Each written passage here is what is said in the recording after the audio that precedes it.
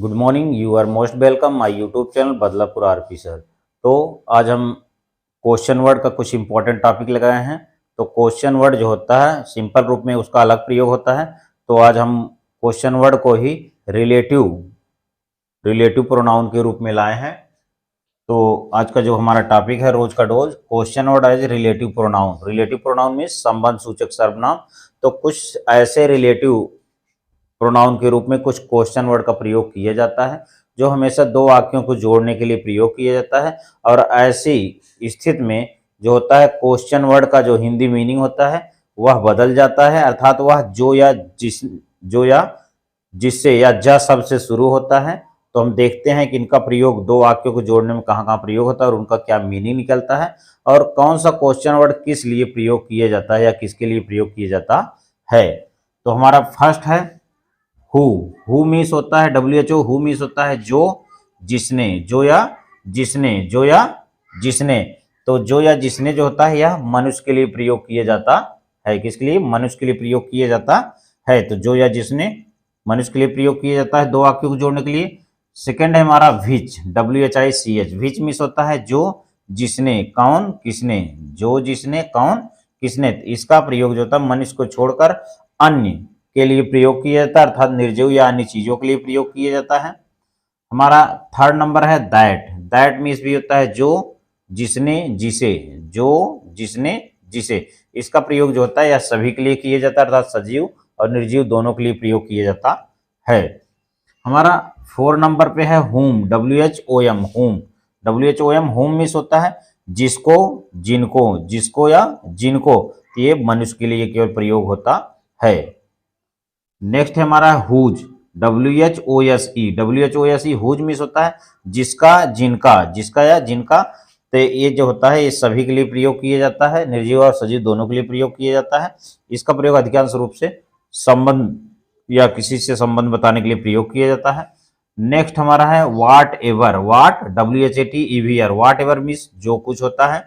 इसका प्रयोग दो वाक्यों को जोड़ने के लिए वाक्य में प्रयोग किया जाता है, जो कुछ। हमारा नेक्स्ट है सच, SUCH। सच डॉट डॉट एज, सच डॉट डॉट एज। इसका प्रयोग होता है ऐसे डॉट डॉट जो, ऐसे जो। तो किसी सेंटेंस ऐसा होता है जिसमें ऐसे और जो शब्द होता है तो उस कंडीशन में यहाँ पर हम सच एज का भी प्रयोग रिलेटिव प्रोनाउन रूप में या सेंटेंस बनाने के लिए करते हैं। नेक्स्ट हमारा 8 नंबर है so dot dot as. So dot dot as. तो इसका प्रयोग होता है ऐसा डॉट डॉट जैसा, ऐसा या जैसा। तो ये दोनों अलग हैं, तो हमने कहा इसमें बता दें। तो हम एग्जाम्पल के माध्यम से इसको समझते हैं। तो हम चल रहे हैं अब एग्जाम्पल के माध्यम से समझते हैं कि रिलेटिव प्रोनाउन का प्रयोग दो वाक्यों को जोड़ने के लिए कैसे प्रयोग होता है और उसका हिंदी में क्या अर्थ निकलता है। क्योंकि अधिकांश रूप से बड़े सेंटेंस या बड़े पैसेज के हिंदी टू इंग्लिश ट्रांसलेट करने के लिए या सॉल्व करने के लिए क्वेश्चन वर्ड का प्रयोग रिलेटिव प्रोनाउन के रूप में किया जाता है। तो हम देखते हैं एग्जाम्पल के माध्यम से। इसका उदाहरण लिखा है यही आदमी है, यही आदमी है जिसने मेरी सहायता की है। यही आदमी है जिसने मेरी सहायता की है। तो हमने पहले ही बताया था कि आदमी के लिए या मनुष्य के लिए क्या होता है, हु का प्रयोग किया जाता है। तो यहाँ पर जिसने है तो हो जाएगा यही आदमी है, this is the man. This is the man, ये हो गया यही आदमी है जिसने मेरी सहायता की है। तो की है आपका प्रेजेंट परफेक्ट टेंस है, तो जिसने के लिए हम हु का प्रयोग करेंगे तो हो गया who has helped me. Who has helped me. तो इस प्रकार हमारा सेंटेंस हो गया this is the man, this is the man who has helped me. हमारा सेकंड एग्जांपल है, लिखा है जो परिश्रम करता है, जो परिश्रम करता है वह सफल होता है। फिर देख लीजिए, जो परिश्रम करता है कामा वह सफल होता है।